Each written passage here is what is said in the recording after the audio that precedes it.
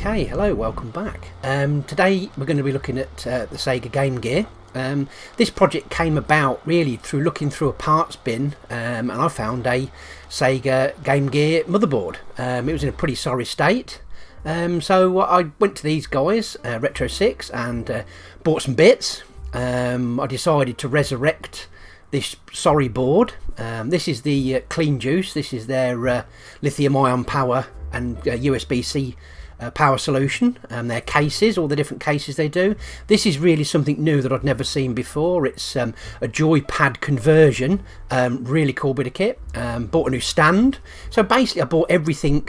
This is the screen. I bought everything that I needed apart from the motherboard. This is the controller that controls that LCD screen, the TFT screen, should I say. This is something new. I've always done wired installations, but that's a wireless free. Obviously the brackets to mount the screen. I was going to use the original soundboard, but I decided to go the whole hog. So where do we start? Well, like with any Game Gear, you'd start off by changing the capacitors. This time I went with ceramic capacitors rather than electrolyte ones, and I used this Clean Juice. This is the wire-free installation, but I did find a little problem here where I had to add a little bridge wire. I don't know if that's a problem my end or theirs. Disconnect the 34 volt line on the power board. That's just to stop the power obviously going into the main board. Connect these various connections. It's pretty straightforward stuff. Wherever it touches, obviously you make those connections, as you can see, and then they solder quite nicely onto the LCD board, which is absolutely fantastic. I found this a lot easier than the McWill's screen conversion, which obviously you have to use wires for.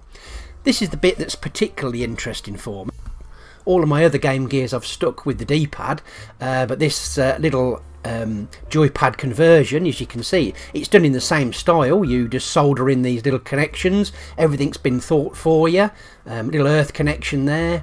Once you've got that soldered on, really much then you just have to calibrate it, which again has been very well thought out. There's some little potentiometers for each direction, and you use these little LED lights just to aid the setup and make sure you've calibrated it properly. A visual representation of calibration is brilliant, and I really love this idea. It's very well thought out. This is the case I've decided to use. I wanted to go for something a little bit louder, a little bit nicer, just something a bit loud, nice to see on my display shelf. So I'm really pleased with this. The quality of it's fantastic. Just fitting the buttons and the screen seal. There's the speaker there. You leave out your D-pad though, because obviously you've now got that new joystick connection.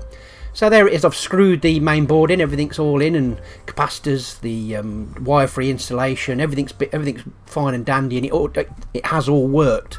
At this point, it all works and fine. So that's pretty much the finished article. I've got one, obviously Retrostick built. They're all Retrostick shells, but the red one and the grey one do have the McWill screen. So interesting to see the difference between the McWill screen and what sort of how things are only better or the same or worse between the McWill screen and the Retrostick's obviously version.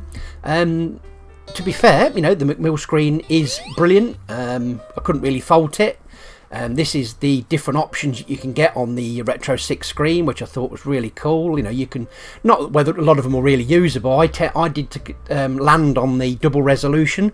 I thought it just added that little bit of extra layer of niceness, and it looked lovely. I didn't see any blurring or screen blur when you're moving.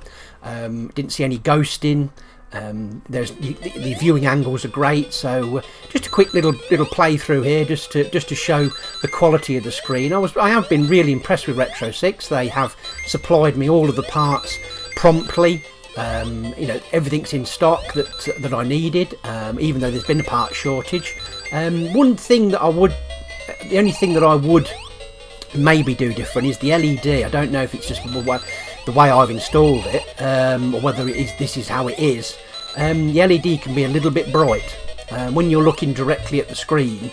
That little changing, it's a rainbow effect LED conversion, and don't get me wrong, I do like it. It's just sometimes it's a little bit bright. So whether anybody could give me any advice on that, if anybody else has done one and it's not bright, but as you can see, that's quite bright in your face. But maybe there's a resistor you can add, I don't know. But actually, for the quality, like that's got a glass front cover.